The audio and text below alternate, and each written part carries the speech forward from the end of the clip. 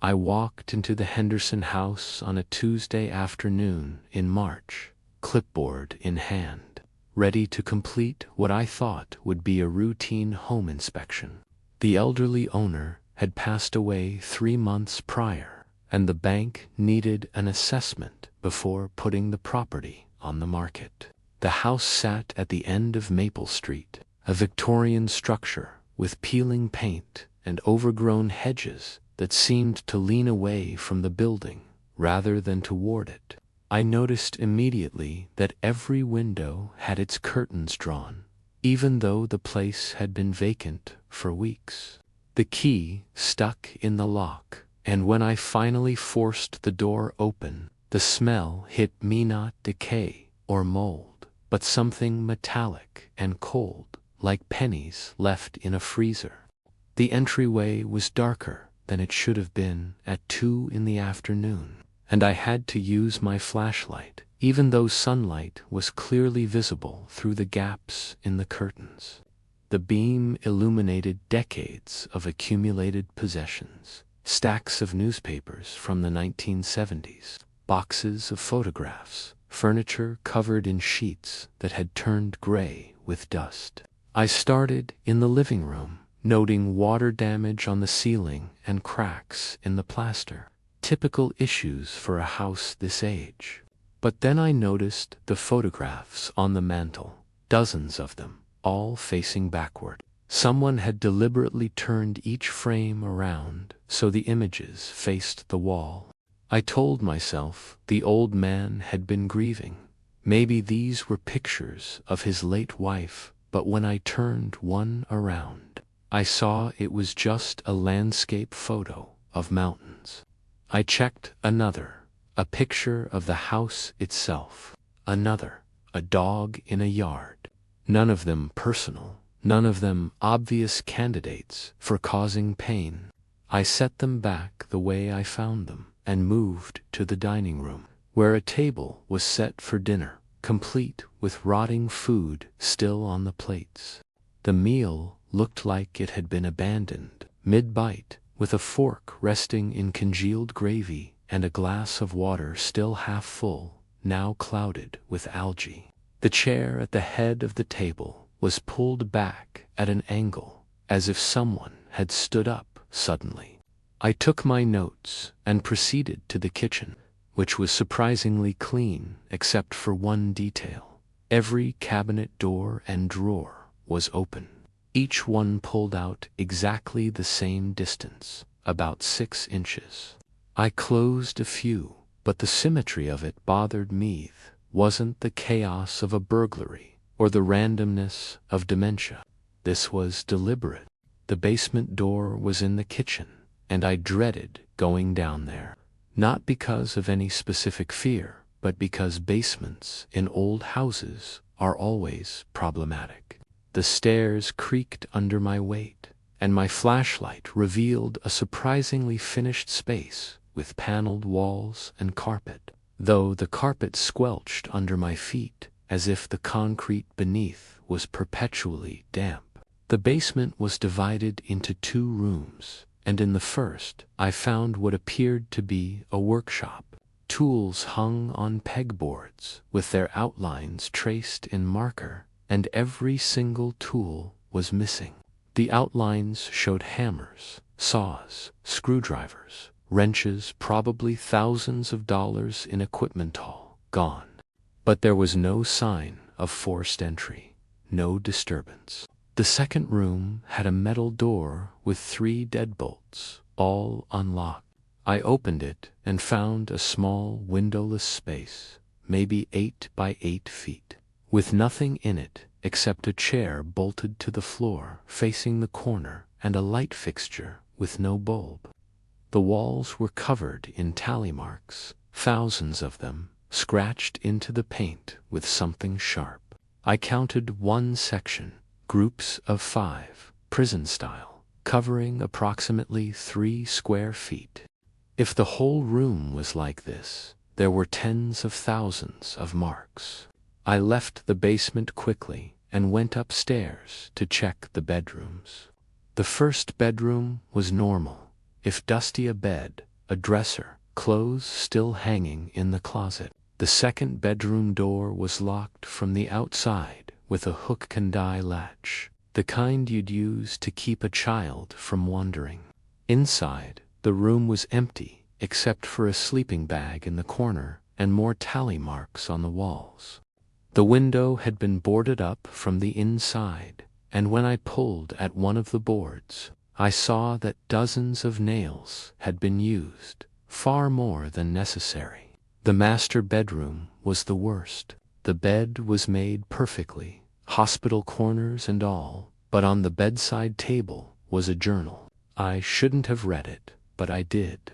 The entries were dated from the last year of the old man's life, and they started normally enough: complaints about aching joints, notes about TV shows, reminders to pay bills.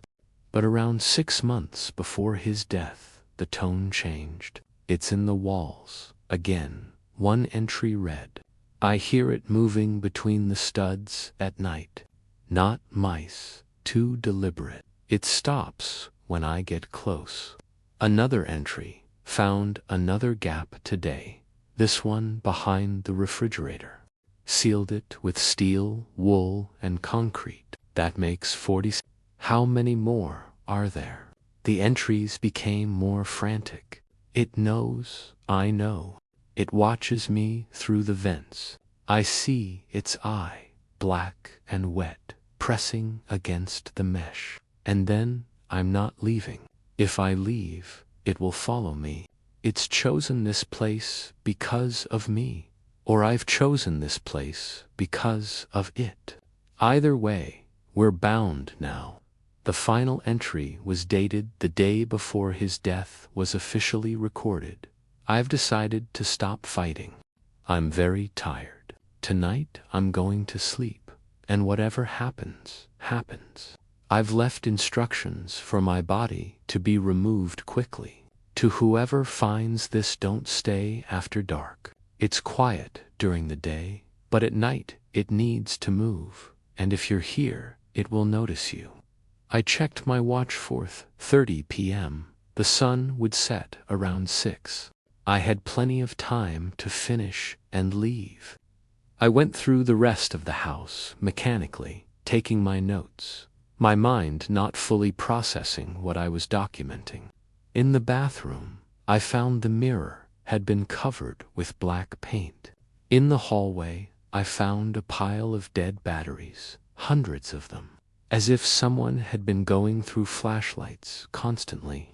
In the closet under the stairs, I found a sleeping bag and provisions crackers, water bottles, a radio, as if the old man had been hiding there. I was nearly done when I noticed the attic access in the ceiling of the upstairs hallway. I almost skipped it, but thoroughness was part of my job. I pulled down the ladder and climbed up into the dim space above. The attic was hot and close, insulated but unfinished, with exposed beams and pink fiberglass between them, and hanging from every beam, from one end of the attic to the other, were hundreds of mirrors, all sizes, all angled downward, creating a disorienting maze of reflections. I could see myself multiplied infinitely, my flashlight beam bouncing between the surfaces. I was about to leave when I noticed that in several of the mirrors, my reflection was doing something I wasn't doing. It was looking up at the roof. I froze, and my reflection froze with me, all of them perfectly synchronized now. I told myself it had been a trick of the light, an illusion created by the angles. I descended the ladder quickly and checked my watch again. I decided I had enough for my report. I could come back another day if I needed to verify anything. As I walked through the house toward the front door, I became aware of a sound I hadn't noticed before. Or perhaps it hadn't been there before: faint scratching, rhythmic and persistent, coming from inside the walls. I walked faster. The front door wouldn't open. The deadbolt turned, but the door held fast, as if swollen in its frame or blocked from the outside. I tried the back door, same problem. The windows were all painted shut, and when I tried to break one with a chair, the glass wouldn't shatter. It should have. It was old glass, but it just flexed and held. The scratching was getting louder, and now I could tell it was moving, circulating through the walls around me. I checked my phone, no signal, which made no sense because I'd had full bars when I arrived. It was 5:45 now, and the light coming through the curtain gaps was turning orange. I tried to stay calm and reason through the situation. Old houses settle, doors stick. There had to be a logical explanation.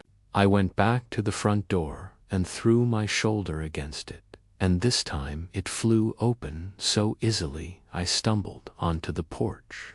I ran to my car without looking back, but as I fumbled with my keys, I glanced at the house one final time.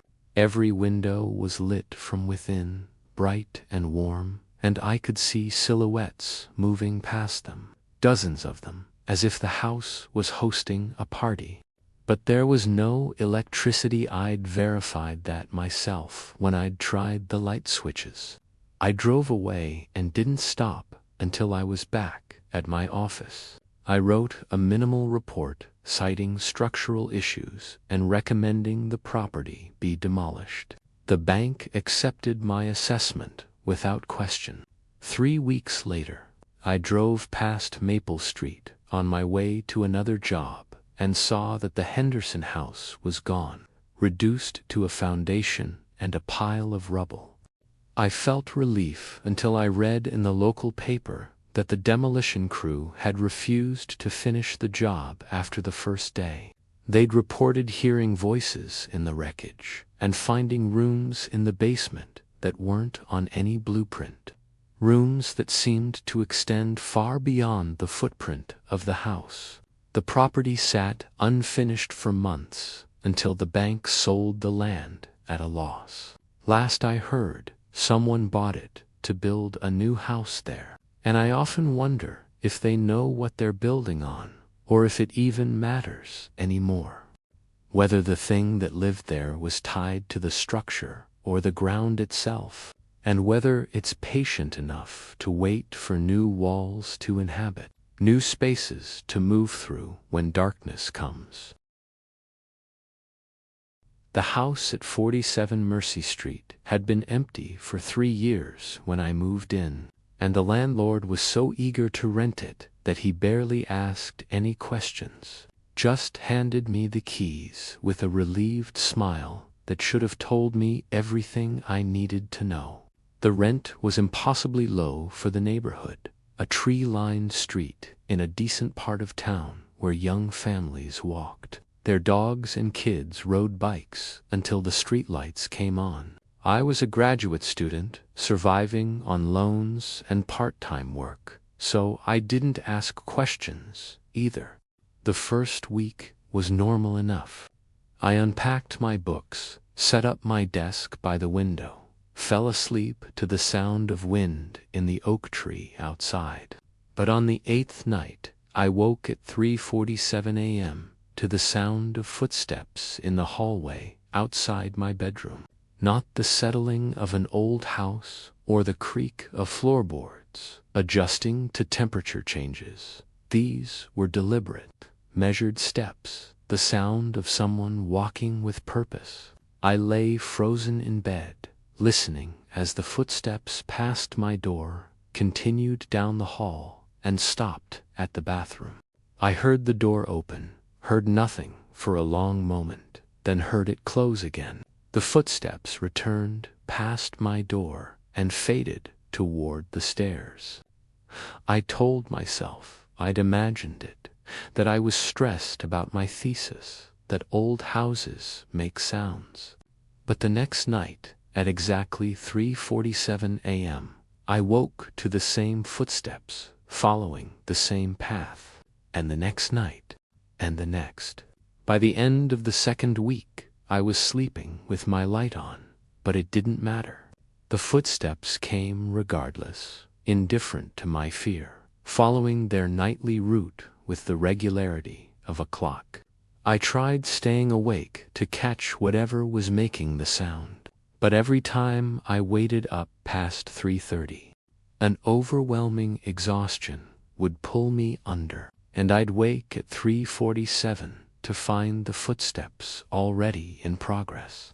I began researching the house. The county records showed it had changed hands 6 times in 12 years, an unusual turnover rate. I found an old news article from 7 years ago about a woman named Patricia Voss. She'd been found dead at the bottom of the basement stairs, her neck broken, after neighbors noticed her mail piling up. The death was ruled accidental. She'd fallen in the night, probably on her way to the basement for something, though no one could explain why she'd been going down there at 3 in the morning in her nightgown. The article mentioned she'd been a nurse who worked night shifts for 30 years. Even after retirement, kept 2 odd hours, often heard moving through her house at strange times. I told myself this explained the footsteps, some kind of residual haunting, an echo of routine played out endlessly. It was almost comforting, knowing what I was dealing with. But then things changed. On the 16th night, I woke at 3:47 a.m., not to footsteps, but to silence. The absence was worse than the sound had been. I lay in the dark, waiting, every muscle tensed, but nothing came. The silence felt dense, expectant, like the air before a thunderstorm. Then I heard my bedroom door, which I'd locked, slowly opening. I couldn't move, couldn't breathe. The door swung wider, and though I could see nothing in the darkness, I felt something enter the room. The temperature dropped so suddenly that my breath came out in visible clouds.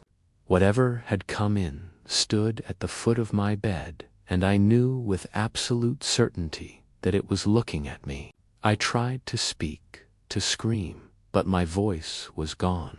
The thing at the foot of my bed waited there for what felt like hours, but was probably only minutes, then turned and left, closing the door behind it with a soft click. In the morning, I called the landlord, demanding to know the full history of the house. He was reluctant at first, but when I threatened to break the lease, he told me everything. Patricia Voss hadn't lived alone. She'd had a daughter, Emma, who died in the house 20 years ago at age 7.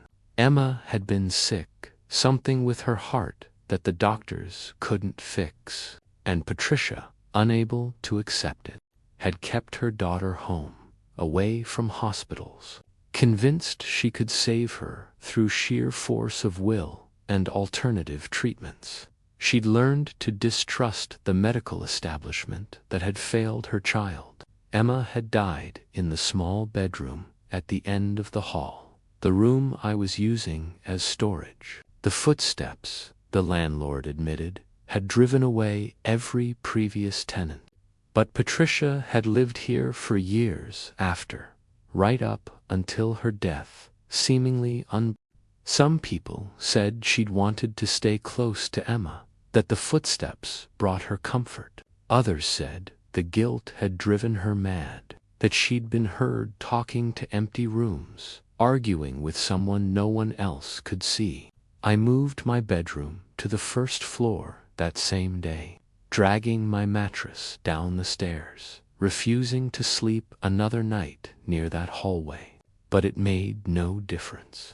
At 3:47 a.m., I woke to the sound of footsteps directly above me, following their route. But now there was something else's second set of footsteps, smaller, lighter, running to keep up. And then a voice, faint but unmistakable, a child's voice calling out, "Mama, wait for me."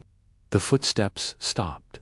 In the silence that followed, I heard what might have been crying, or might have been the wind, but I knew it wasn't the wind. I grabbed my keys and left that night, drove to a friend's couch, and never went back, except with 2 large men I hired to move my things out in broad daylight. The landlord kept my deposit, but I didn't care. I later learned from a neighbor that Patricia Voss's death might not have been an accident. She'd told people in her final weeks that Emma was angry, that she'd made a terrible mistake, that she should have taken her to the hospital, that Emma visited her every night to remind her of what she'd done. The neighbor said Patricia looked terrified in those last days, barely sleeping, jumping at sounds no one else could hear. The house at 47 Mercy Street is empty again now. I drive past it sometimes, and I see the for rent sign in the window. And I think about the next person who'll be drawn in by the low rent and the nice neighborhood, who'll spend their first week thinking they've found a bargain, who'll wake up at 3:47 a.m. to the sound of footsteps in the hall and tell themselves it's nothing, just an old house settling, nothing to worry about at all. I hear that knocking again, 3 slow thuds against my apartment door at exactly 3:47 a.m. And I know with absolute certainty that when I look through the peephole, there will be nothing there, just as there was nothing there last night or the night before, or any of the 17 nights since I moved into this building on the corner of Ashwood and 5th. I moved here after the divorce, desperate for a fresh start, and the landlord, Mr. Cahan, an elderly man with yellowed fingernails and a persistent wet cough, assured me this was a quiet building, a safe building, perfect for someone looking to rebuild their life. The rent was suspiciously low for the neighborhood, but I attributed that to the building's age, the water-stained ceilings, the way the radiators clanged and hissed like something was trapped inside them. The knocking stops. I wait in my bed, sheets pulled up to my chin like a child, listening to the silence that follows. A silence so complete it seems to have weight pressing down on my chest. I should go back to sleep. I should ignore it. But tonight feels different somehow, heavier, and I find myself getting out of bed, my bare feet touching the cold hardwood floor, and I'm walking toward the door, even though every instinct screams at me to stay where I am. I reach the door and press my eye to the peephole, seeing the same thing I always see, an empty hallway, the flickering fluorescent light casting everything in a sickly green, the faded floral wallpaper that probably hasn't been changed since the 70s. I unlock the door. I don't know why I unlock the door and pull it open. The hallway stretches before me, longer than it should be, and I notice something I've never noticed before. Wet footprints on the carpet, leading from my door down to the end of the hall, where the emergency exit sign glows red. The footprints are small, child-sized, and they're not wet with water, but with something darker, something that looks black in this light. My neighbor across the hall, Mrs. Chen, told me during our only conversation that a family used to live in my apartment. The Harpers and their daughter Lily drowned in the bathtub while the mother was downstairs doing laundry. Mrs. Chen had whispered this to me with the kind of relish people reserve for tragedy that hasn't touched them personally, her eyes gleaming behind thick glasses. I didn't believe her then, wrote it off as the kind of urban legend every old building accumulates like dust. But now, staring at these footprints, I feel something cold settle into my stomach. I follow the footprints. I don't want to, but I follow them anyway, because something in me needs to know, needs to understand what's been knocking on my door every night, stealing my sleep, making me jump at every sound. The footprints lead me past Mrs. Chun's door, past the apartment where I sometimes hear shouting in a language I don't recognize, past the trash chute that always smells like something died inside it, all the way to the emergency exit. The door is slightly ajar, which shouldn't be possible because it's supposed to be alarmed, and through the gap I can see the stairs descending into darkness. The footprints continue down.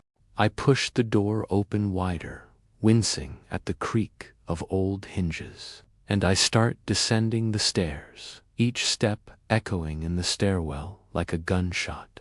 The lights down here don't work, they never have. According to Mr. Kahanian, I'm using my phone's flashlight.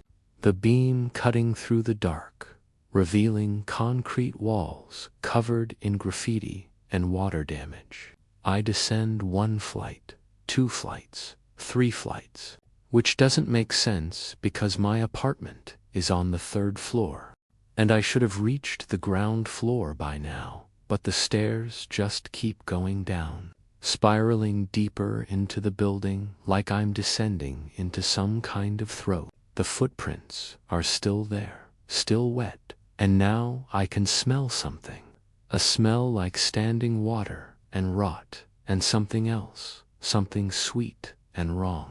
I should turn back.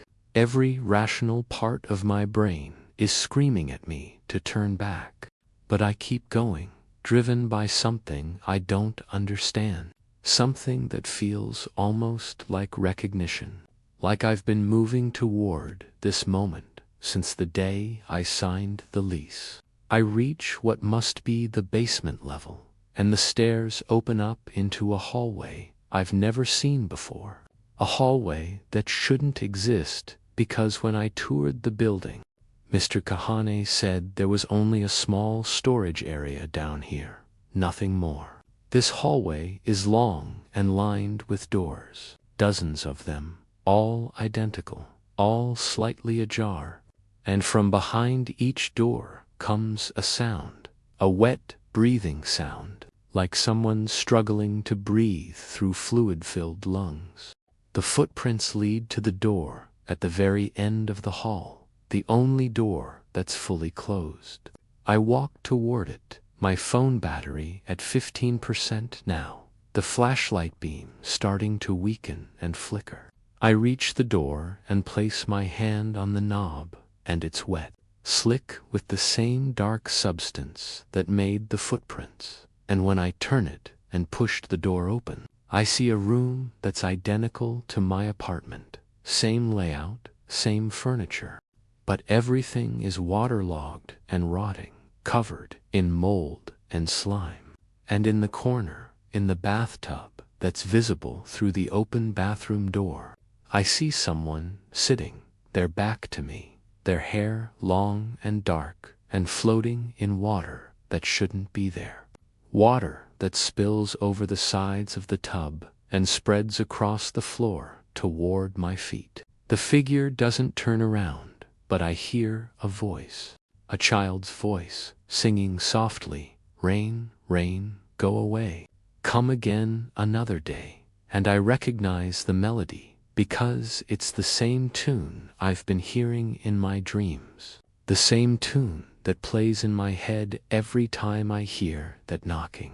I take a step back, and the floorboards creak beneath me, and that's when the figure turns around, and I see that it's not a child at all, but something wearing a child's face like a mask, something with eyes that are too large and too dark and too empty, and it smiles at me with too many teeth, and it says in that same singing voice, "You live in my house now. You sleep in my bed. You use my bathroom. Don't you think you should have asked permission?" I run. I turn and run back down the hallway, past all those doors, that are now swinging open wider, revealing darkness beyond darkness, and I can hear things emerging from those rooms. Wet, dragging sounds and breathing and footsteps, so many footsteps, all following me. I reach the stairs and take them 2 at a time, climbing up and up and up, my phone dying completely now, leaving me in total darkness, but I keep climbing, feeling my way along the wall. And I don't know if I'm going up or down anymore, because the stairs seem to curve in impossible ways. And I can hear that singing following me, getting closer. Little Lily lost in the water. Little Lily down in the deep. Little Lily wants a friend now. Little Lily needs you to sleep. I burst through a door and find myself back in the 3rd floor hallway, gasping for air, my heart hammering against my ribs, and I run to my apartment and slam the door behind me, locking it, chaining it. Shoving a chair under the handle like that will make any difference. I stand there in the dark, listening, and for a long moment there's nothing, just silence and my own ragged breathing. Then I hear it, the sound of water running. It's coming from my bathroom. I walk toward it slowly, even though every cell in my body is telling me not to, and I push open the bathroom door, and I see that the bathtub is full of water, dark water, and there's something floating in it, something that looks like hair. And the water is rising, spilling over the edge now, spreading across the floor, and I hear that voice again, right behind me, breathing against the back of my neck. You should have asked permission, and I feel small, wet hands touch my shoulders. And I turn around, and I see her, really see her, this time. See the pale, waterlogged skin, and the empty eye sockets, and the smile that's not really a smile. And she says, "But it's okay. You can stay. You can stay forever, just like me." I try to scream, but water fills my mouth, my lungs, and I'm drowning. Drowning in my own bathroom, drowning in air. And the last thing I see before everything goes dark is my own reflection in the bathroom mirror. And I'm not alone in that reflection. There are others behind me, dozens of them, all wet and pale and smiling. All the others who lived here before me. All the others who didn't ask permission. And I understand now why the rent was so low. Why Mr. Kahane smiled when I signed the lease. Why Mrs. Chen wouldn't look me in the eye. They all knew. They've always known. And now I know too, but it's too late, far too late, because I'm one of them now. And tomorrow night, or maybe the night after, when someone new moves into apartment 3C, I'll be the one doing the knocking. 3 slow thuds at exactly 3:47 a.m. And I'll wait patiently for them to open that door, to follow those footprints, to descend those stairs. Because little Lily is always looking for new friends, and this building is always hungry, always waiting. And the lease I signed wasn't for an apartment at all, but for something else entirely. Something permanent, something that doesn't end when you try to move out or break the contract. Something that lasts forever in the wet darkness beneath Ashwood and Fifth.